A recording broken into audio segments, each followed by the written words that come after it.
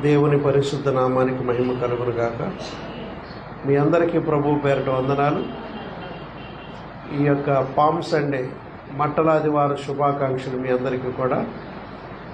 అందరికీ శుభాకాంక్షలు. మట్టలాదివారం శుభాకాంక్షలు. దేవుడికి స్తోత్రం. యేసుక్రీస్తు ప్రభువారు 2026 సంవత్సరాల క్రితం మరి ఆయన యెరూషలేములో ఆయన గాడిద పిల్లను ఎక్కి వస్తాడని ముందుగానే కొన్ని వందల సంవత్సరాల క్రితం జకరియా ప్రకటించిన విధంగా యేసుక్రీస్తు ప్రభువారు ప్రతి ప్రవచనం ఆయన పట్ల చెప్పబడింది, నెరవేర్చాడు. ఆయన కొన్ని గుర్రం మీద వెళ్తే అది ప్రవచనం కాదనుకోవచ్చు, ఏ గాడిదనెక్కి వస్తాడన్నాడు. కాబట్టి సమాధానకర్తగా దేవుడు గాడిద పిల్లనెక్కి యెరూషలేమును జయప్రవేశం చేశాడు. ఆ విషయం మరి మత్తయి సువార్త 21వ అధ్యాయంలో ఉన్నది. కాబట్టి ప్రియమైనటువంటి దేవుని బిడ్డలారా, చాలా గొప్ప విషయం ఇదంతా కూడా. ఆయన పట్ల ఉన్నటువంటి ప్రవచనాలన్నీ కూడా నెరవేరినాయి. హల్లెలూయా. కాబట్టి ఈరోజు గాడిదని ఎక్కి వెళ్ళటం గురించి, గాడిద గురించి ఒక దానికి సంబంధించిన బోధలు మనం చేద్దాం. గాడిదంటే హ్యూమిలిటీ, తగ్గింపు జీవితం, ఒబీడియన్స్, విధేయత, ఒక ఉద్దేశపూర్వకమైన పర్పస్తో కూడినటువంటిదై ఉన్నది. దేవుడికి స్తోత్రం. గుర్రాన్ని ఎక్కి వచ్చాడు అనుకోండి రాజు, ఆటోమేటిక్ గాడిదని ఎక్కి రావటం,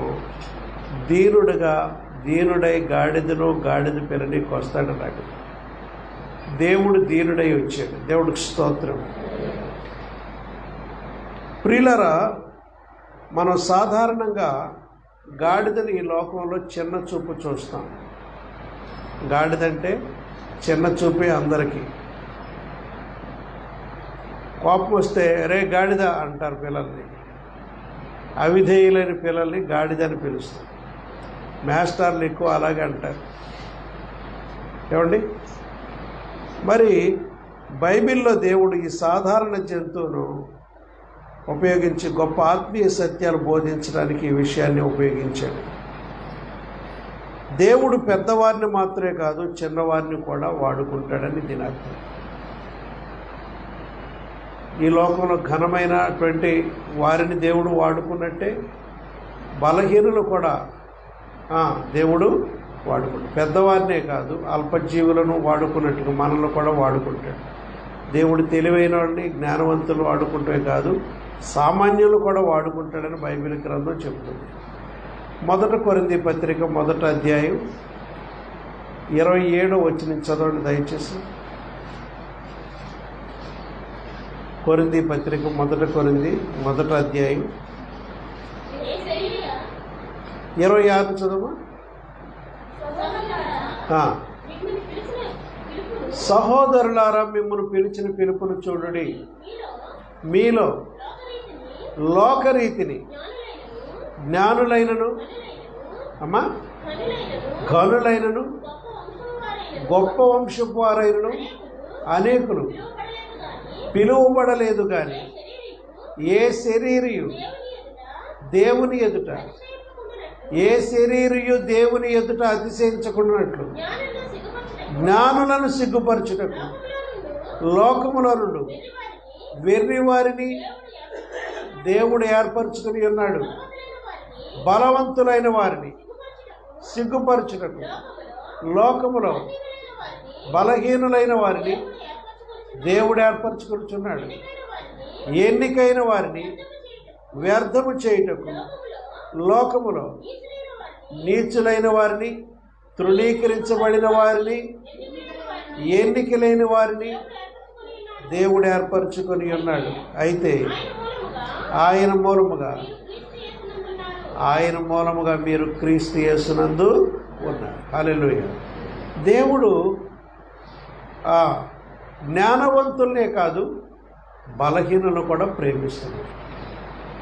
ఈ లోకరీతిని జ్ఞానులైనను తెలివిగలవారైనను గొప్ప వంశం వారైనను పిలువబడలేదు కానీ ఏ శరీరియు దేవుని ఎదుట అతిశయించుకున్నట్లు జ్ఞానులను సిగ్గుపరచుటకు లోకములో ఉండి వెర్రి వారిని, తృణీకరించబడిన వారిని, ఈ లోకంలో ఎన్నిక లేని వారిని దేవుడు తన యొక్క సేవా పిలుపు కూడా పిలుచుకున్నాడు. దేవుడికి స్తోత్రం. కాబట్టి ప్రియమైన దేవుని బిడ్డలారా, ఈ లోకంలో ఎంతో ఘనమైన వంశాలు కలిగినటువంటి వారు చెప్పుకునే వాళ్ళు ఉన్నారు. వెర్రివాడని ఆయన నాకు ఈ సేవా భాగ్యం ఇచ్చాడు. దేవుడికి స్తోత్రం కలుగునుగా. దేవుడు తృణీకరించబడిన వారిని, వెర్రివారిని, నీచులను, బలహీనులు కూడా దేవుడు ఉపయోగించుకుంటాడు. బలహీనమైన వస్తువుల ద్వారా, బలహీనమైన పాత్రల ద్వారా కూడా దేవుడు ఘనత పొందుతాడు. దేవుడికి స్తోత్రం.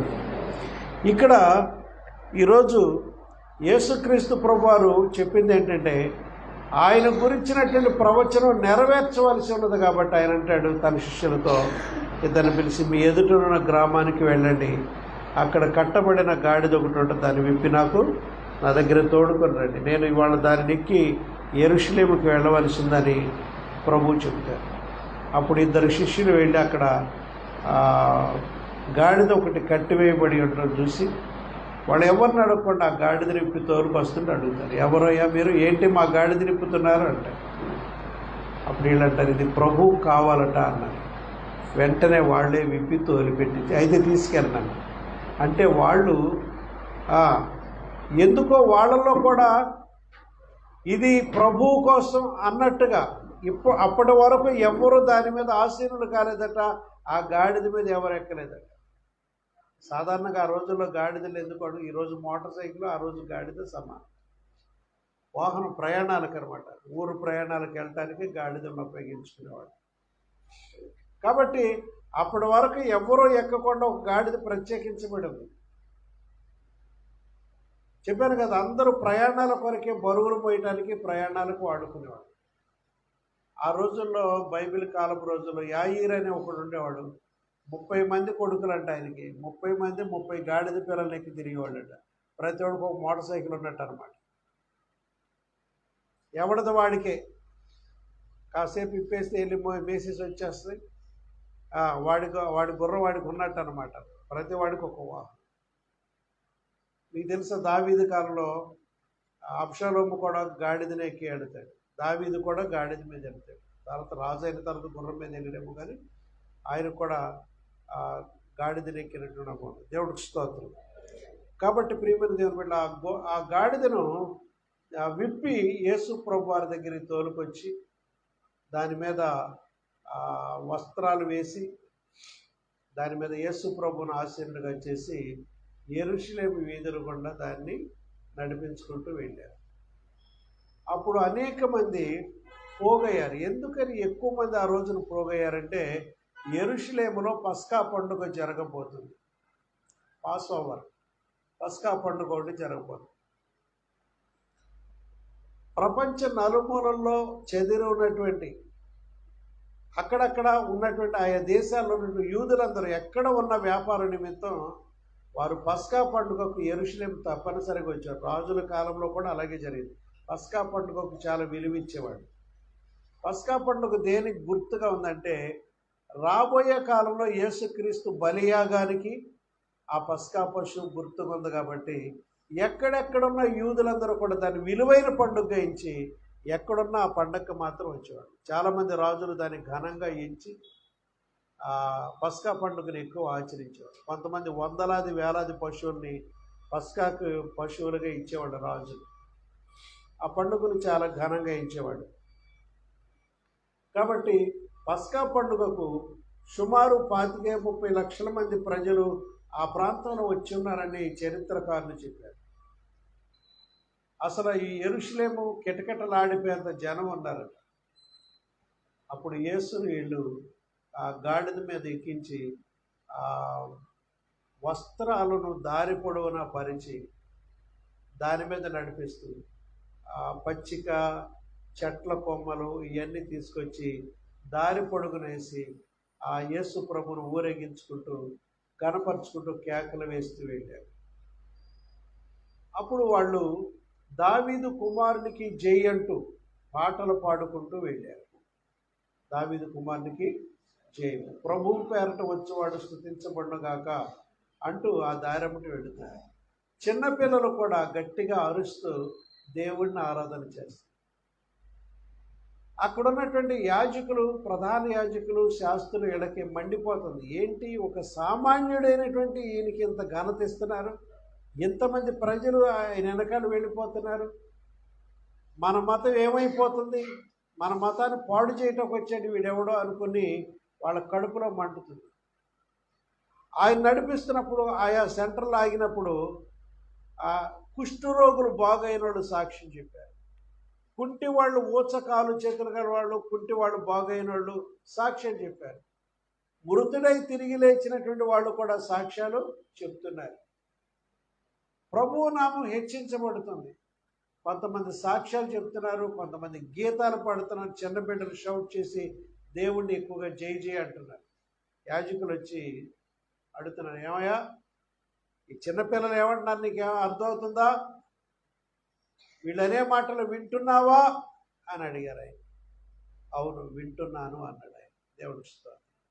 చిన్నపిల్లలు చేసే స్తుతులు దేవుడు అంగీకరిస్తాడు. చిన్నపిల్లల పాటలు కూడా దేవుడు నిర్లక్ష్యం చేయడు. హల్లెలూయా.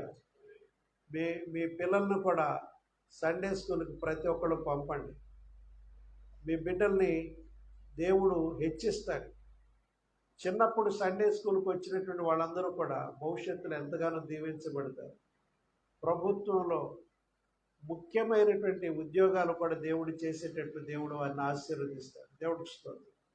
ఎందుకంటే దేవుడికి నమ్మకస్తులు కావాలి. ఒక క్రైస్తవుడు లంచం తీసుకోడు, ఒక క్రైస్తవుడు చెడు పనులు చేయడు. నీతిగా పెంచబడిన బిడ్డలే దేశానికి ప్రయోజనకరులు అవుతారు. ఇప్పుడున్నటువంటి లోకంలో ఉన్నటువంటి వాళ్ళందరూ లంచగొండలు, దుర్మార్గులు, అలా పొల్యూట్ అయిపోయింది. మనం బిడ్డల్ని బాగా చదివించుదాం, దేశానికి సంఘానికి ప్రయోజనకరులుగా మనం చేద్దాం. హల్లెలూయా. నీతి నియమాలు నేర్పిద్దాం. ఈ బిడ్డలు పాడుతుంటే దేవుడు సంతోషించాడు. వింటున్నావా వీళ్ళు ఏమంటున్నారో? అవును వింటున్నాను అన్నాడు. దేవుడు స్తోత్రం. వీళ్ళు గనక ఆగిపోతే ఈ రాళ్ళు మాట్లాడతాయి అన్నాడు దేవుడు. ఈ రాళ్ళు నడుస్తాయి. ఇక్కడ రాళ్ళు అనేటువంటిది ఏంటంటే, మీ యూదులు మీరు నన్ను స్తుతించటం మానేస్తే అన్యులు కూడా నన్ను స్తుతిస్తారు. అన్యులు కూడా నన్ను ఆరాధన చేస్తారని అర్థం. దేవుడికి స్తోత్రం. ఆ విధంగా యేసుక్రీస్తుని చాలామంది కూడి యేసు ప్రభువుని ఆ రోజున యెరూషలేము వీధుల్లో ఊరేగించారు. దాన్నే పామ్ సండే లేదా మట్టల ఆదివారం అంటారు. ఎందుకంటే ఖర్జూరపు మట్టలతో, ఈత మట్టలతో ఒక రకంగా డ్యాన్సులు వేసుకుంటూ యేసు ప్రభు వల్ల మేలు పొందిన అనేకులు యేసు ప్రభుని అలా ఊరేగించుకుంటూ వెళ్ళారు. అది ఉత్సవ పండుగలాగా. సరే, ఈరోజు మనం ఏం చెప్పుకుందాం అంటే, గాడిదల గురించినటువంటి ప్రసంగం ఒకటి చేస్తున్నాను. మరియను మోసిన గాడిద. నజరేతులో ఉన్నటువంటి యేసు బాల్యానికి ముందు నజరేతులో ఉన్నటువంటి యోసేపు, మరియలు తమ యొక్క ఓటు నమోదు చేయించుకుని ప్రజా సంఖ్యలో రాయబడటానికి నజరేతులో నుండి, గలిలయలోని నజరేతు నుండి యోదయ బెత్లెహేముకు నిండు గర్భిణీ స్త్రీ అయినటువంటి మరియను దాని మీద ఎక్కించుకుని తీసుకొస్తాం. దేవుడికి స్తోత్రం. ఇక్కడ మనం దీని గురించి ఏం అర్థం చేసుకోవాలంటే, అక్కడ ఆ గాడిద తనకు తెలియకుండానే యేసును కూడా మోసింది. యేసు అప్పుడు ఎక్కడున్నాడు? మరియ గర్భంలో ఉన్నాడు. దేవుడికి స్తోత్రం. మరియను ఎక్కిస్తే మరియ ఉన్నట్టు కాదు, బాలుడైనటువంటి శిశువు అయినటువంటి యేసును కూడా మోసింది. ఇది ఒక అసాధారణమైనటువంటి సంఘటన. దానికి తెలియదు నేను ఎవరిని మోస్తున్నాను, కానీ మరియనే కాదు, మరీ గర్భంలో శిశువును కూడా మోసింది. ఇది అవటానికి ఇది ఒక సాధారణమైనటువంటి గాడిదే, కానీ అది దేవుని కుమారుని మోసింది. దేవుడికి స్తోత్రం. ఇక్కడ ఈరోజు మనం తెలుసుకోవాల్సిన లెసన్ ఏంటంటే, మనం చిన్నవాళ్ళమని మనం అనుకోకూడదు. నీవు దేవుని పనిలో భాగమైతే మన జీవితం గొప్పదవుతుంది. దేవుడికి స్తోత్రం. నువ్వు దేవుని పనిలో భాగస్తురాలు అవ్వాలి. నువ్వు దేవుని పనిలో భాగస్తురాలు అయితే నీ జీవితం గొప్పదిగా దేవుడు ఆశీర్వదిస్తాడు. దేవుడికి స్తోత్రం. ఒక చిన్న సేవకుడు చర్చిలోకి వచ్చి, లేదా ఒక చిన్న విశ్వాస సేవకులు చర్చిలోకి వచ్చి ఆ కుర్చీలకు పట్టిన దుమ్మంతా తుడిచి వాటిని క్రమంగా పేర్చి ఈ మ్యాట్లన్నీ కూడా చక్కగా వేస్తున్నారు అనుకోండి, తర్వాత వచ్చేవాళ్ళు వాటి మీద కూర్చొని చక్కగా వాక్యం వింటారు. ఏమండి, అనేకులు చక్కగా వాక్యం వినాలంటే దాని వెనక ఒకడు చేసినటువంటి ఒక క్రమమైన పద్ధతి. మందిరాన్ని తొడటం, ఆ కుర్చీలు దుమ్ము తొడటం, వాటిని క్రమంగా వేయటం, ఇదంతా ఒక చిన్న సేవకుడు చేసిన పనికి ఏమవుతుందమ్మా? అతని సేవ ద్వారా అనేకులు వాక్యం చక్కగా వినడానికి ఉపయోగపడుతుంది. దేవుడికి స్తోత్రం. If you carry God's purpose, your life becomes powerful. నీవు గనక దేవుని ఉద్దేశాలను గనక నువ్వు క్యారీ చేస్తూ ఉంటుంటే నీవు రాబోయే కాలంలో ఒక పవర్ఫుల్ వ్యక్తిగా దేవుడిని ఆశీర్వదిస్తాడు. దేవుడికి స్తోత్రం. రెండవది ఏంటంటే మనం తెలుసుకోవాల్సింది, యేసును మోసినటువంటి గాడిద. ఇది దేనికి సాదృశ్యం ఉందంటే వినయానికి సాదృశ్యం ఉంది. దేనికి సాదృశ్యం ఉందమ్మా? వినయం. మత్తయి సువార్త 21వ అధ్యాయము 5వ వచనాన్ని మనం చూద్దాం. ఇదిగో నీ రాజు సాత్వికుడై గాడిదను భారవాహక పశువు పిల్ల అయిన చిన్న గాడిదనెక్కి నీ యొద్దకు వచ్చుచున్నాడని ఆ యెరూషలేముకు సియోను కుమారికి చెప్పుడి అనునది. దేవుడికి స్తోత్రం. ఇక్కడ యేసుక్రీస్తు ప్రభువారు రాజు అయినప్పటికీ కూడా గుర్రం మీద కాకుండా గాడిద మీద యెరూషలేములో ప్రవేశించాడు ఆయన. ఇక్కడ మనం తెలుసుకోవాల్సిన సత్యం ఏంటంటే గర్వం కాదు, వినయం అవసరం. మన ప్రభువు ఈ లోకానికి వినయాన్ని చాటించాడు. మత్తయి సువార్త 11:29లో యేసు ప్రభువు తాను స్వయంగా ఇలా చెప్పాడు, నేను సాత్వికుడను దీన మనసు గలవాడను గనుక నా కాడి మీ మీద ఎత్తుకొని నా యొద్ద నేర్చుకొనుడి అంటాడు. మన దేవుడు సాత్వికుడు, దీన మనసు గలవాడు. దేవుడు ఆయన సాత్వికాన్ని చాటాడు, దీన మనసు చాటాడు. మనం కూడా దేవుని బిడ్డలు అయితే మనలో దీన మనసు, సాత్విక, నెమ్మదితనం ఉండాలి. గర్వము, అహంకారము, దుర్మార్గత, పొగరుబోతుతనం ఇలాంటివి మన దగ్గర ఉండకూడదు. దేవుడికి స్తోత్రం. దేవుడు అహంకారులను ఎదిరించి దీనులకు కృపను అనుగ్రహిస్తాడు. ఆర్థిక పరంగా నువ్వు ఎంత ఎదిగినా దీనత్వం అనే ఆ యొక్క ధన్యతను నువ్వు ఎప్పుడు పోగొట్టుకోకూడదు. దేవుడికి స్తోత్రం. దేవుడు మిమ్మల్ని అందరినీ బహుగా దీవించాలని మనసారా కోరు. హల్లెలూయా. నేను కోరేది ఏంటంటే మన చర్చిలోకి వచ్చే వాళ్ళందరూ తలకు కారు కొనుక్కొని నాకు ఎంతో సంతోషం. ఇప్పుడు పోరంబోకు స్థలంలో ఉన్నాం, ఒక మంచి స్థలంలో గుడి కట్టుకుని మీరందరూ కార్లు అక్కడ పార్కింగ్ చేసుకుని దేవుడి సన్నిధిలోకి వస్తే నాకు సంతోషం. దాని ద్వారా అహంకారం మనలో ఉండకూడదు, దీనులమై రావాలి. దేవుడికి స్తోత్రం. ఎలా రావాలి? హల్లెలూయా. మనమందరం కూడా దీనులముగా ఉండాలండి. గర్వం కాదు, మనలో వినయం ఉండాలి, హ్యూమిలిటీ ఉండాలి. దేవుడు వినయము గలవారిని హెచ్చిస్తాడు. ఫిలిప్పీలకు రాసిన పత్రిక 2వ అధ్యాయం 8వ వచనం. గలతీ, ఎఫెసీ, ఫిలిప్పీ పత్రిక 2వ అధ్యాయం 8వ వచనం చూడము.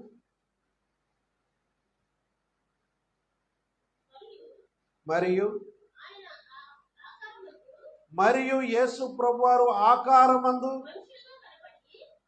మనుష్యుడిగా కనబడ్డాడు. కానీ ఆకారంలో ఆయన దేవుడే నరుడై వచ్చాడు కావాలని. ఆయన పరలోకం నుండే దేవుడు, కానీ ఎలా వచ్చాడు? ఆకారం మంది ఎలా కనబడ్డాడు? బయటికి చూసేవాళ్ళకి మనుష్యుడిగా కనబడి మరణము పొందినంతగా, అనగా శిలువ మరణం పొందినంతగా విధేయత చూపిన వాడై తన్ను తాను తగ్గించుకొని ఆయన ఆకారం ముందు మనుషుడు కనబడ్డాడు, కానీ ఆయన మనుషులు అనుకోవద్దు. యేసు నరుడు కాడాయన నరుడని మోసము పడకండి. యేసు నరుడు కాడాయన నరుడని మోసము పడకండి. హల్లెలూయా. యేసుక్రీస్తు ప్రభువారు నరుడు, ప్రవక్త ఇలాంటివి అంటారు చాలామంది. ముస్లిమ్స్లో కూడా చాలామంది యేసు ప్రభువును గణపరిచే వాళ్ళు ఉన్నారు, కానీ ప్రవక్త వరకే అంటారు. ఆయన దేవుడని, దేవుని కుమారుడని అనరు. హల్లెలూయా. కాబట్టి మన దేవుడు ఎలాంటి వాడంటే సాత్వికుడు, దీన మనస్సు గలవాడు. దేవుడికి స్తోత్రం. ఆయన నరుడు, దేవుడికి వచ్చాడు.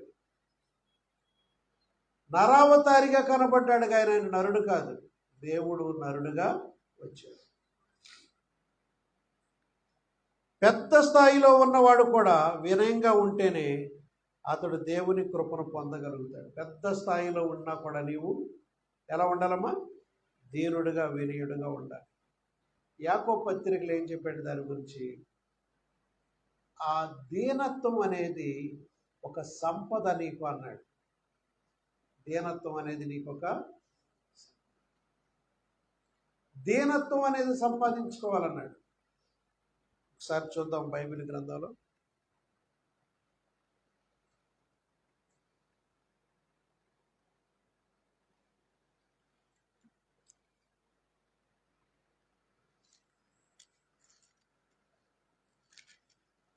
యాకోబు పత్రికలో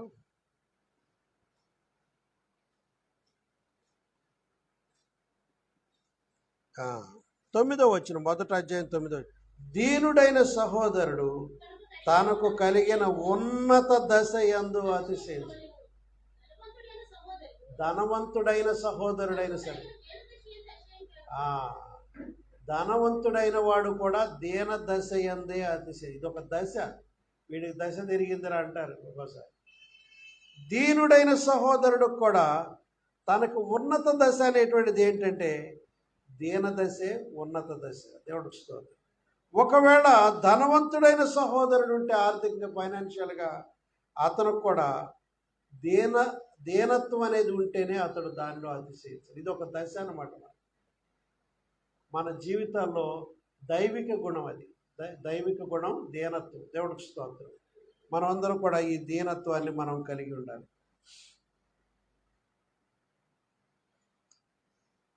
కాబట్టి పెద్ద స్థాయిలో ఉన్నవాడు కూడా వినయంగా ఉంటేనే అతడు దేవుని కృపను పొందుతాడు. Greatness is not in a position but in a humility. దీనత్వంలోనే గొప్పతనం కనపడుతుంది. దేవుడికి స్తోత్రం. నీ స్థితిని బట్టి కాదు నీ గొప్పతనం లెక్కించేది, నీ దీనత్వాన్ని బట్టి దేవుడు నీ గొప్పతనాన్ని లెక్కిస్తాడు. దేవుడికి స్తోత్రం. 3వ గాడిద ఉంది, అది బైబిల్ గ్రంథంలో 2వ సమూయేలు గ్రంథం 18వ అధ్యాయం 9వ వచనం ఒకసారి చదవాలి. 2వ సమూయేలు గ్రంథం 18వ అధ్యాయం 9వ వచనం.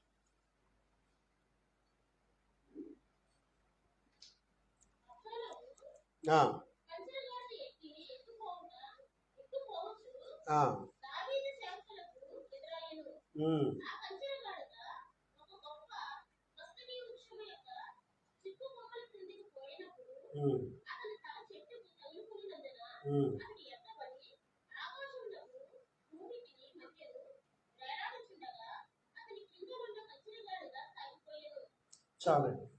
ఇక్కడ మనం చూస్తున్నాం అబ్షాలోము అనేటువంటి వాడు ఎవరు కొడుకంటే దావీదు కొడుకు. దావీదు యొక్క అమ్నోన్ అనేవాడు పెద్దవాడు చనిపోయాడు, అబ్షాలోము రెండోవాడు. ఇతను దావీదు తన తండ్రికి వ్యతిరేకంగా కుట్ర చేశాడు. ఏంటి కుట్ర? నేనే రాజుని అయిపోవాలి. అందుకు అహీతోఫెలు అనే మంత్రి కూడా హెల్ప్ చేశాడు. అహీతోఫెలు హెల్ప్ చేయడానికి గల కారణం తెలుసు. అహీతోఫెలు అనే మంత్రి కొడుకు బిడ్డే బత్షెబ. ఆ బత్షెబని దావీదు గారు చేర్చి ఆవిడ భర్తను యుద్ధంలో చంపించాడు కదా. కాబట్టి మంత్రిగా ఉండి కూడా రాజుగారిని ఏం చేయలేక అలాగే అడిగి ఉన్నాడు. సమయం వచ్చినప్పుడు దెబ్బతిద్దామని కూర్చున్నాడు. అహీతోఫెలు అనే మంత్రి గారి యొక్క కొడుకు కుమార్తె బత్షెబ. ఆ బత్షెబ స్నానం చేస్తున్న చూసి దావీదు గారు పిలిపించుకుని ఆవిడతో విచారణ చేశారని ఆవిడ గర్భవతి అయింది. భర్త ఏమో మిలిటరీలో ఉన్నాడు. ఆయన పిలిపించి ఈవిడ దగ్గర పంపిస్తే అతని మీద పోద్దాం అనుకున్నాడు. కానీ అతను ఇంటికి వెళ్ళాల, యెరూషలేములోనే గేటు మేళ్ళ దగ్గరే పడుకున్నాడు. ఏమయ్యా నువ్వు ఇంటికి వెళ్ళలేదంటే, అక్కడ యుద్ధం జరుగుతుంటే ఇంటికి వెళ్ళి ఏముంటానంటే వెళ్ళాను. సరే ఇతను ఇంటికి వెళ్ళకపోతే అది నేరం మళ్ళీ రుజువు అయిపోద్దని చెప్పి ఏం చేశాడంటే, ఒక లెటర్ రాసి అతను యుద్ధ భూమిలో చంపించేయమని యోవాబుకు లెటర్ రాసి ఇక్కడ ఈవిడ జీవితాన్ని పాడు చేశాడు. కాబట్టి ఆ మంత్రి గారు ఏం చేశాడంటే, నా కొడుకు బిడ్డ నా మనవరాల్ని ఈడు ఇలా పాడు చేశాడు కాబట్టి నేనేం చేయలేను, సమయం కొరకు వేచి ఉండి మాటేసి కూర్చున్నాడు. ఈ లోపల దావీదు కుమారుడు రాజు రేసులో, అంటే రాజరకం కొరకు ఇంకా రాజుగా నన్ను ప్రకటించట్లేదని ఏం చేశాడంటే, నేనే రాజు అయిపోవాలని, ఏదో ఒక విధంగా రాజు అయిపోవాలి, నా తండ్రిని చంపేసైనా రాజు అయిపోయిన ఒక దుష్ట కోరిక అతను వచ్చింది. ఈ ఆలోచన తెలిసి దావీదు అలా ఒక మూలలో ఉన్నటువంటి చెప్పులు కూడా వేసుకునే టైం లేకుండా దొడ్డిదారిని దొంగదారిని దావీదు ఇంట్లోంచి ముందు పారిపోయాడు. దావీదు చాలా యుద్ధశూరుడు మీకు తెలుసు. కానీ కొడుకుని చంపుకుంటాడా చెప్పండి? కొడుకుని చంపుకుంటాడు ఏ తండ్రి అయినా? యుద్ధం ఆడితే ఎవరి మీద ఆడాలి? వాడికంటే జ్ఞానం లేదనుకోండి కొడుక్కి, తండ్రిని చంపేద్దాం అనుకున్నాడు వాడు, వాడికంటే జ్ఞానం లేదు. మరి ఈయన జ్ఞానం ఉంది కదా, కొడుకు మీద యుద్ధం చేయలేక దొడ్డిదారిని ముందు కొంతమంది భార్యలు తీసుకుని కొంతమంది యవ్వన స్త్రీలను వదిలేసి కొంతమందిని ఇక్కడి నుంచి బయటికి తీసుకెళ్ళిపోయారు. ఒక చిన్నపాటి సైన్యం ఈయన వెనకాల బాడీ గార్డులు కొంతమంది వచ్చేసారు. అతను దూరంగా ఉన్నటువంటి ఒక పట్టణం, ఏ పట్టణం దగ్గరికి అతను వెళ్తాడమ్మా రాజమ్మా? ఏ పట్టణం దగ్గరికి వెళ్తాడు ఇతను?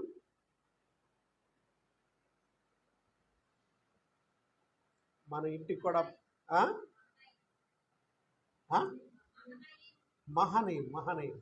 మహనీయమైన ఒక పట్టణం దగ్గరికి వెళ్ళి అక్కడ ఉంటాడు. సరే ఇతను అందరినీ పోగు చేసుకుని దావీదు మీద దండెత్తేయాలనుకుంటాడు. సరే దావీదు దగ్గర నమ్మకం ఉండే మరొక మంత్రి హూషై అనేవాడు కూడా అహీతోపెలు దగ్గరికి వెళ్ళా.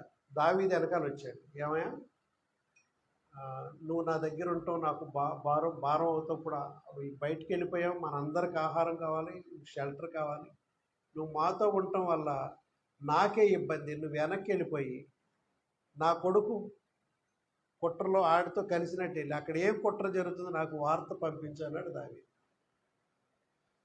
అక్కడి నుంచి దావీదు దగ్గర నుంచి హూషై అనే మంత్రి మళ్ళీ వెనక్కి వచ్చేసి, ఇది అబ్షాలోము మంత్రిలో వరకు, ఏమయ్యా మీ స్నేహితులని దావీదును వదిలి నా దగ్గరికి వచ్చావేంటి అని అడుగుతాడు. అయ్యా ప్రజలందరూ నీ తట్టు తిరిగిపోగా నేను ఒక్కడిని ఆయన తట్టుండి ఆ ముసలాడికి నేనేం చేస్తానండి, మీరే యువరాజు గారికి మీకే సేవ చేయడానికి వచ్చాను, శభాష్ వచ్చేయండి అన్నాడు. ఈ లోపల అహీతోపెలు ఏమన్నాడంటే అబ్షాలోముతో, అయ్యా మీరు ఇంతమంది సైన్యం, ఒక 12,000 మంది సైన్యాన్ని నాకు ఇచ్చారనుకోండి, మీ నాన్నగారు ఎక్కడున్నా వాడిని చంపేసి కానీ శవాన్ని కానీ ఈడ్చుకొచ్చి బతికొండగా సజీవుడిగా కానీ లేకపోతే చంపేస్తే శవాన్ని కానీ మీ కాళ్ళ దగ్గర పడేస్తారు. నిజంగా అప్పుడు బయలుదేరితే నిజంగా దావీదు దొరికేసేవాడు. అప్పుడప్పుడే పారిపోయింది, దొరికేవాడు, ఎక్కడొక్కడ దొరికేవాడు. సరే మీరు చెప్పిన ఆలోచన బాగుంది, హూషై గారు మీరు చెప్పండి ఆలోచన ఎలా ఉంటే బాగుంటుంది, ఎలాగ వెళ్ళాలి చెప్పండి అని ఇప్పుడే వచ్చాడు ఇంకొక మంత్రి గారు, హూషై అని, నువ్వు చెప్పాయి అన్నాడు. ఈయన ఏమన్నంటే దైవికంగా రాజుగారు ఇప్పుడు దొరకకుండా తప్పించాలని, అయ్యా ఇప్పుడు మాత్రం అహీతోపెలు అనేటువంటి ఆయన పెద్ద ఆయన చెప్పిన ఆలోచన ఇప్పుడు మాత్రం తప్పు అన్నాడు. అహీతోపెలు అని ఆయన ఎప్పుడన్నా ఆలోచన చెప్తే ఇది దేవుడే ఇచ్చిన ఆలోచన అన్నంత స్ట్రాంగ్ బిలీఫ్ ఉండేదంట అందరికి. ఇది దేవుడు ఇచ్చిన, ఇంతకంటే ఇంకొక ఆలోచన లేదు, ఇదే కరెక్ట్ అన్నట్టుగా ఉండేదంట. అంత గొప్పగా చెప్పేవాడి ఆలోచన. ఇప్పుడు హోషాయి వచ్చి ఏం చెప్తున్నాడంటే, అయ్యా ఈసారి మాత్రం అహీతోపెలు చెప్పిన ఆలోచన కరెక్టే లేదు. దావీదు ఎప్పుడు ప్రజల్లో పడుకోడు దొరకటానికి, ఏ మరుగుతావుల్లోనూ పడుకుంటాడు. అందులో ఇప్పుడు పిల్లలను పోగొట్టుకుని ఎలుగుబంటిలాగా కోపంతో ఉంటాడు. ఇప్పుడు మీరు పంపేటువంటి సైన్యంలో ఒక 10 మందిని చంపేది మిగతా వాళ్ళందరూ పారిపోయి వస్తారు, మీ వాళ్ళు అవమానం కలుగుతుంది. అలా కాదండి, మనం పని చేద్దాం, కొంచెం సమయం తీసుకునైనా సరే ఇజ్రాయేల్ 12 గోత్రాల దగ్గర కౌరంపి మనుషుల్ని అందరినీ యుద్ధానికి సిద్ధపరిచి మనం పెద్ద సమూహంగా వెళ్ళిపోదామండి యుద్ధానికి. అప్పుడు దావీదు దొరక్క ఏం చేస్తాడు, రాయి రప్ప గొయ్యిలు అన్నీ తిరిగేసి ఎతికేద్దామండి. అంటే ఈ లోపల దావీదు గారు ఎక్కడన్నా తప్పుకుంటా అవకాశం టైం ఇవ్వటానికి చేశాడు. దేవుడు చూస్తాడు. అప్పుడు అన్నాడు,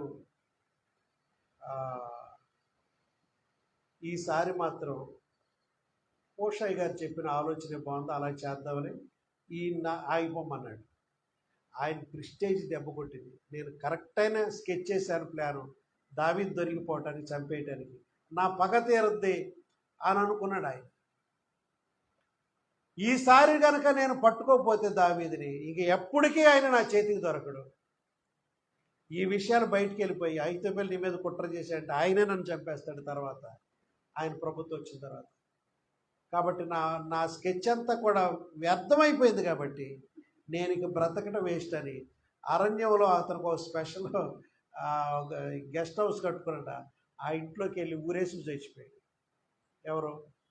అహీతోపెలు మంత్రి. ఇదంతా ఇలా అవటం గల కారణం ఏంటి తెలుసా?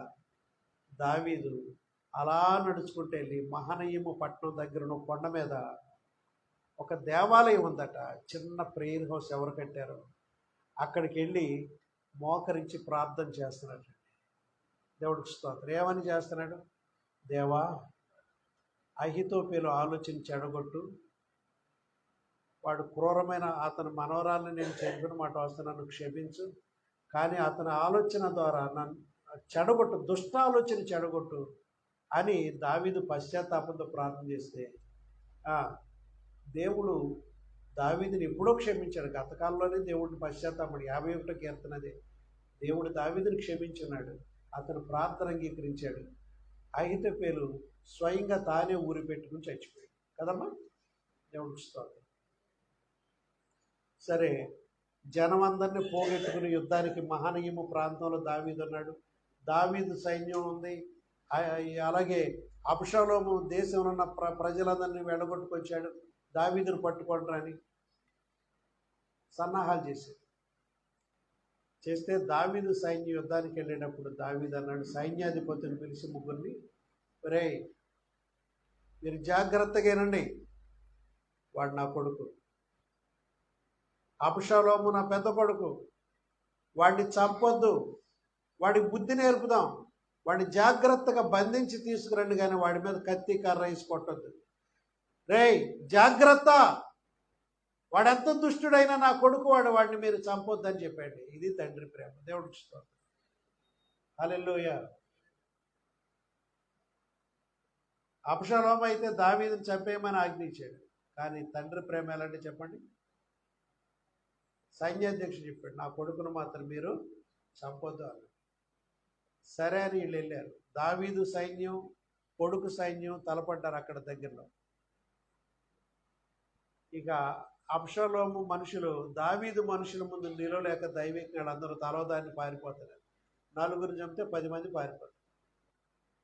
అప్పుడు అబ్షాలోము కూడా పారిపోవాల్సి వచ్చిందట. ప్రాణాన్ని రక్షించుకుంటే అబ్షాలోము కూడా దాని ఎక్కిన గాడిదనెక్కి, కంచర గాడిదనెక్కి పారిపోతాడు. అతనికి ఇంత జుట్టు ఉండేదట, పెద్ద జుట్టు. అది అప్పుడు ఫ్యాషను, మగవాళ్ళు జుట్టు పెంచుకోవటం అప్పుడు ఫ్యాషన్. భుజాల దాకా వచ్చేటువంటి పెద్ద జుట్టు అప్పుడు ఫ్యాషన్. మీకు తెలుసలేదు, ఒక 100 ఏళ్ళు పైన వెనక్కి వెళ్ళిపోతే మా మగవాళ్ళు కూడా వెనక్కి పిలకలు వేసుకునేవాడు, జుట్టు వెనక్కి కట్టుకున్నాడు, ఏలుముడి వేసుకున్నాడు. నేను అది కూడా చూశాను. అంటే నాకు 100 ఏళ్ళు లేవు, కానీ నా ఆ వెనక నుంచి వచ్చిన నా వెనక 25 కింద ఉండే ఆచారం, ఈ వెనక ముళ్ళేసుకునేవాడు పిల్లకి. వాళ్ళు చూశాను, మా వాళ్ళని చూశాను. కాబట్టి ప్రియమైన దేవుని బిడ్డలారా, అప్పుడు ఇంత పెద్ద జులపాలు వేసుకుని ఉండేవాడు. ఇలా ఇలా విరజిమ్ముకునేవాడు అనమాట తల. అదొక పెద్ద ఫ్యాషన్. అతను గాడిద మీద వెళ్తుంటే అడవిలో గుండా ఏ దారి దొరికితే ఆ దారిలో నడిపించుకెళ్ళిపోతుంటే ఒక మస్తకి వృక్షమైన ముండ్ల చెట్టు, అంత మంచి నీడస్తున్న చెట్టు, సువాసనిచ్చే చెట్టు, కానీ ఆ చెట్టుకు చిక్కు కొమ్మలకి ఇతను జుట్టీలు ఎగిరి దానికి వేసుకుందట, పట్టేసింది గట్టిగా. గాడిదేమో కాళ్ళ మధ్య నుంచి వెళ్ళిపోయిందట, ఈయన జుట్టేమో పైకి తగిలించుకుని ఆలాడిపోయాడు.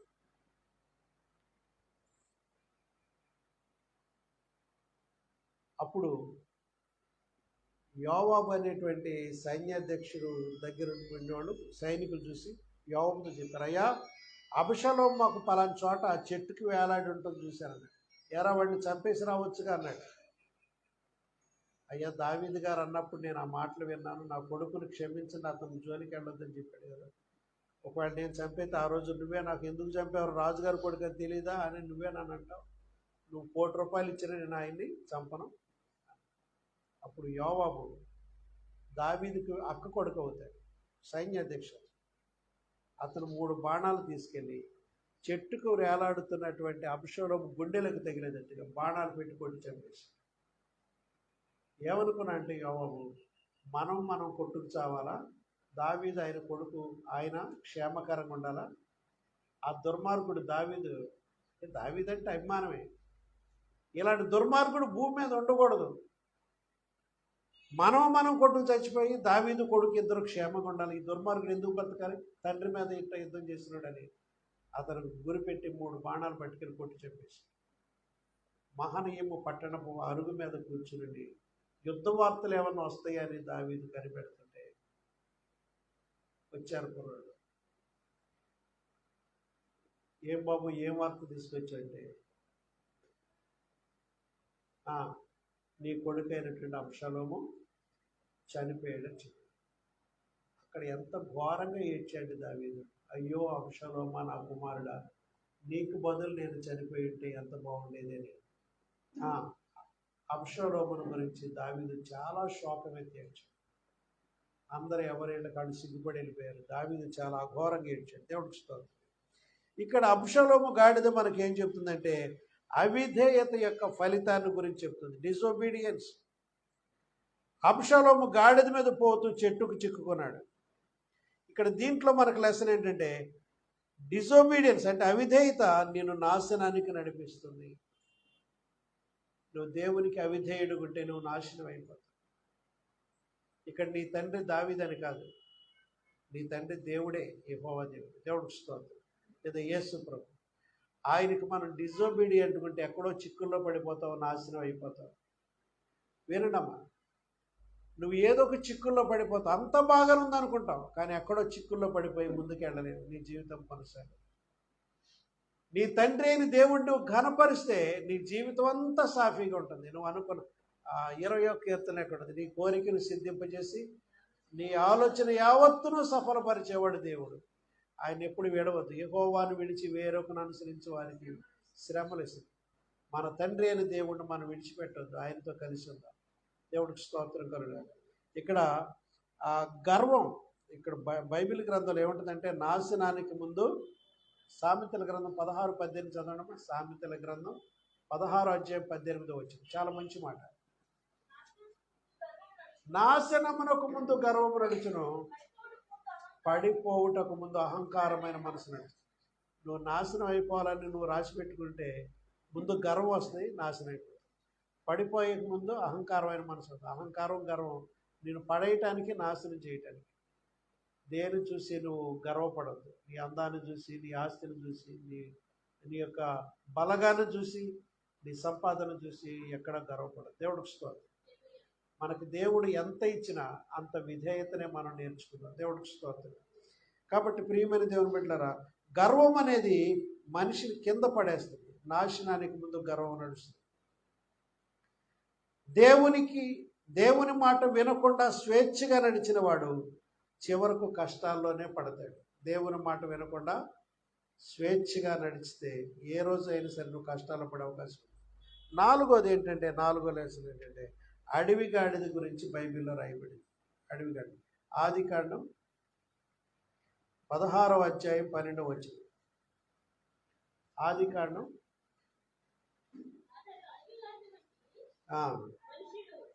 అతడు అడవి గాడిద వంటి మనుషుడు, అతని చెయ్యి అందరికి, అందరి చేతులు అతనికి.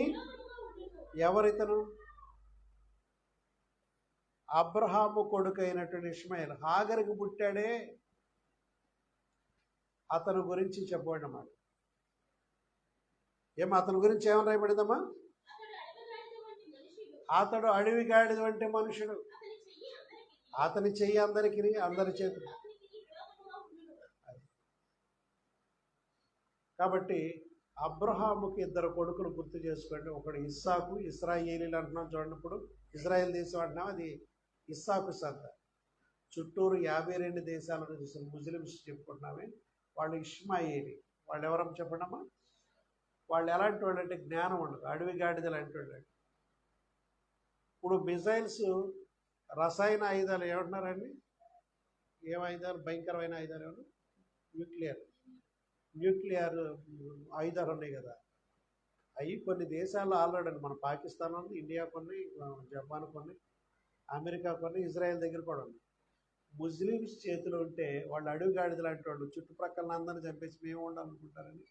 వాళ్ళ దగ్గర ఉంటే టెర్రరిస్టుల చేతిలోకి వెళ్ళిపోతాయి బాంబులు, వాళ్ళు ప్రపంచానికే నాశనం విధిస్తారనేటువంటి భయంతో ఇజ్రాయేల్ని అసలు ఉండనివ్వకూడదు అనేటువంటి ఒక ఉద్దేశం ఉంది. కాబట్టి వాళ్ళ చేతిలో బాంబులు, అణుబాంబులు ఉండకూడదని ఇజ్రాయేలు, అమెరికా కలిసి వాడి మీద పోరాడతారు. మనకు తెలుసు వాళ్ళ స్వభావాన్ని గురించి. ఇక్కడ ఏం చెప్తారంటే వాడు అడవి గాడిద వంటి మనుషులు. ఏమన్నా ఇష్మాయేల్ ఎలాంటి వాడు అంటాడు? అతని చేతులు అందరికీ, అందరి చేతులు అతనికి విరోధంగా ఉంటుందని చెప్తాడు. దేవుడికి స్తోత్రం. ఇష్మాయేల్ గురించి అతను అడవి గాడిద వంటి వాడు. ఇక్కడ ఏంటంటే అడవి గాడిద అంటే ఏంటంటే నియంత్రణ లేకుండా జీవించే మనిషి, ఎవడికి లోబడే మనిషి. అడవి గాడిద అంటే స్వేచ్ఛగా ఉండేవాడు, ఇతను కూడా స్వేచ్ఛగా జీవించేవాడు, ఎవరి మాట వినడు. గలతీయులకు రాసిన పత్రిక 5:17 వచనంలో, గలతీయులకు రాసిన పత్రిక 5:17 మనం ముగించుకుంటాం. గలతీయులకు రాసిన పత్రిక 5:17 శరీరము ఆత్మకును, ఆత్మ శరీరమునకును విరోధముగా అపేక్షిస్తుంది. ఈ ఒకదానికొకటి వ్యతిరేకముగా ఉన్నవి కనుక మీరు ఏమి చేయ నిశ్చింతరు.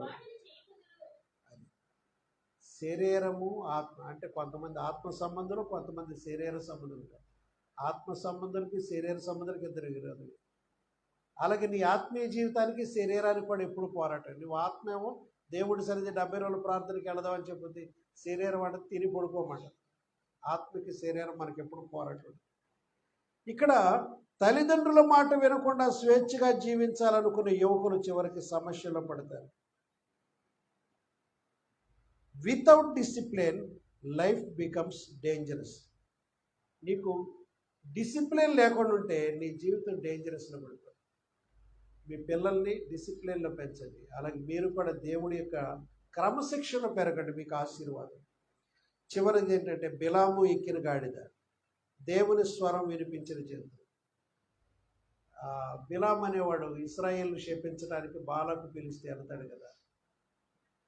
దేవుడు దూతను పెట్టి నా ప్రవక్తను చంపేయమన్నాడు దేవుడు. ఎందుకు చంపమన్నాడు దేవుడు తన ప్రవక్తని? నా ప్రజలైన ఇశ్రాయేల్ని డబ్బు కొరకు శపించడానికి వెళ్ళిపోతున్నాడు, వాళ్ళు ధనాపేక్ష ఎక్కువైపోయింది, దారిలో నిలబడిన చంపేయమని పెద్ద దూతను పెట్టేశాడు దేవుడు. ఆ దూత బిలాముకు కనబడలేదు కానీ గాడిదకు కనబడింది. అమ్మో, నాకు మేత ఎట్టేటువంటి నా యజమాని చంపేయటానికి ఇక్కడ ఎవరో పెద్ద ఆయన నిలబడ్డాడు కత్తించుకుని, నా యజమాని చచ్చిపోతాడని ఎదురుకుండా వెళ్ళకుండా పక్కకు అటు ఇటు పారిపోతుంది ఈ గాడిద. నీకేమన్నా ఎర్రెక్కిందా? ఇట్నాడమంటే అటునాడు, దాన్ని దమ బాధిడేళ్ళని కర్రట్టు 3 సార్లు కొట్టిన తర్వాత దేవుడు దానికి నోరిచ్చాడు. అది అడిగింది, నా యజమానుడా నన్ను ఎందుకు 3 సార్లు కొట్టారు, ఎప్పుడన్నా ఇలా చేశానా మీకు అని. ఏంటి మాట్లాడుతావు నువ్వు, ఇప్పుడు నా చేతులు కట్టుకుంటే నేను ముక్కల కింద నరికేసి. అదేమో ఈయన భాషలో మాట్లాడింది, గాడిదలాగా ఏదో పిచ్చగా మాట్లాడలే, ఈయన మానవ స్వరంతో మాట్లాడింది. ఈయన కూడా ఆ ఎంపర్లాట్లో డబ్బు కోసమని ఎంపర్లాట్లో ఉండి ఇదేంటి మనతో మన భాషలో మాట్లాడదు గాడిద అనుకుంటున్నా. ఆ మత్తులో ఉన్న డబ్బు మత్తులో నేను వెళ్తాను, ఇల్లంత బంగారం ఇస్తానన్నాడు, ఒక మంత్రి పదవి ఇస్తానన్నాడు, ఇక్కడి నుంచి నేను ఇటువంటి చిన్న గాడిదలో కాదు గుర్రాలుండే రథాలు తిరుగుతాను, నా పొజిషన్ మారిపోద్దని కలలు కంటున్నాడు. ఈ కళల్లో గాడిద మాట్లాడటం కూడా ఆయనకు అర్థం కాదు. నా చేతిలో కత్తుంటే నేను చంపేసేవాడిని అంటున్నాడు దాన్ని. ఇప్పుడు ఆ ఎదురుగుండా నిలబడినటువంటి దూత కనబడ్డాడు. ఈ 3 సార్లు కొట్టావే, నీ 3 సార్లు నీ గాడిదని తప్పించకపోతే ఈ పాటికే నువ్వు చచ్చిపోయేవాడు. సరే వెళ్ళు, ఇప్పుడైనా జ్ఞానం తెచ్చుకుని దేవుడు చెప్పే మాటలే ప్రకటించగానే ఆయనకు విరోధంగా నువ్వు అక్కడేమీ చెప్పొద్దాడు. దేవుడికి స్తోత్రం. దేవుడు ఎవరి ద్వారా అయినా మనతో మాట్లాడగలడు. దేవుడికి స్తోత్రం. మనం వినడానికి సిద్ధంగా ఉండాలి. కొన్నిసార్లు చిన్నవాళ్ళ ద్వారా దేవుడు మనకు బోధిస్తాడు. అల్పమైన ఆ నోరు లేని గాడితో కూడా దేవుడు మాట్లాడించాడుగా. కొన్నిసార్లు చిన్న బిడ్డలతో దేవుడు మనకు బుద్ధి నేర్పిస్తాడు. మనం అబద్ధం ఆడుతున్నాం అనుకోండి, మన బిడ్డలు అంటారు, మమ్మీ అబద్ధం ఆడకూడదంట, వాక్యం చెబుతుందంట. మనం తప్పుడు పనులు చేస్తే మన పిల్లలు మనం ఇచ్చేస్తాం. దేవుడు చిన్నపిల్లల ద్వారా మనతో మాట్లాడిస్తాడు. హల్లెలూయా. దేవుడు ప్రవక్త అయినటువంటి బిలాముకు దేవుడు గాడిద ద్వారా మాట్లాడించాడు. ఇక్కడ మనం ఈరోజు ఏం చెప్పుకున్నాం అంటే, మరి ఎక్కిన గాడిద, ఒబీడియన్స్ బ్రింగ్స్ హానర్, విధేయత అనేది నేను గణపరుస్తుంది. హ్యూమిలిటీ బ్రింగ్స్ గ్లోరీ, తగ్గింపు జీవితం అనేది నీకు మహిమ తీసుకొస్తుంది. యేసును మోసిన గాడిద. మూడోది డిజోబీడియన్స్ బ్రింగ్స్ డిస్ట్రక్షన్, అవిధేయత అనేది నీకు నాశనాన్ని తీసుకొస్తుంది. అబ్షాలోము నాశనం అయిపోయాడు. తర్వాత అన్డిసిప్లిన్ లైఫ్ ఈజ్ డేంజరస్, అడవి గాడిద అంటే శిక్షణ లేకుండా ఉన్నటువంటి అడవి గాడిద ఏం చేద్దామా, ప్రమాదంలో పడుతుంది. ఇక్కడ ఐదోది ఏంటంటే God speaks in unexpected ways. నువ్వు అనుకోని విధంగా దేవుడు అనేక రీతులుగా దేవుడు నీతో మాట్లాడతాడు. దేవుడికి స్తోత్రం. కాబట్టి ఈరోజు ఈ మంటలాదివారంలో మీరు ఏ విధమైన గాడిదలాగా ఉన్నారు? మరియను యేసును మోసిన గాడిదలాగా ఉన్నారా? యేసును పూర్తిగా మోసిన గాడిదలాగా ఉన్నారా? అబ్షాలోము గాడిదలాగా ఉన్నారా? అడవి గాడిదలాగా ఉన్నారా? బిలాము గాడిదలాగా ఉన్నారా? దేవుడు మనతో మాట్లాడుతాడు. దేవుడికి స్తోత్రం. నేను ఫస్ట్ దాన్ని ఇంకో మాట చెప్పి ముగించేస్తాను. అదేంటంటే, మనకి ఆర్సీఎం ఒకటి, ఈ ప్రొటెస్టాంట్స్ అని ఉంటుంది. ప్రొటెస్టాంట్స్ మేము యేసుక్రీస్తుని హైలైట్ చేస్తాం. కానీ ఆర్సీఎం వాళ్ళు మరియమ్మ తల్లిని ఎక్కువ, ఆ మరియమ్మ లేకుండా యేసుప్రభు ఎట్టొచ్చాడు అనే దాని మీదే కూర్చుంటారు. వాళ్ళు మరియను కూడా ఒక దేవతను పూజిస్తారు. అది తప్పు. మరియను గౌరవించడం తప్పు లేదు, కానీ పూజలు మాత్రం యేసుకే ఇవ్వాలి. దేవుడికి స్తోత్రం. కళ్ళు మూసుకొని ప్రార్థన చేద్దాం. ప్రభువా నీకు వందనాలయ్యా. ఈ ఉదయకాల ఆరాధనలో మీరు మాతో మాట్లాడినందుకు వందనాలు.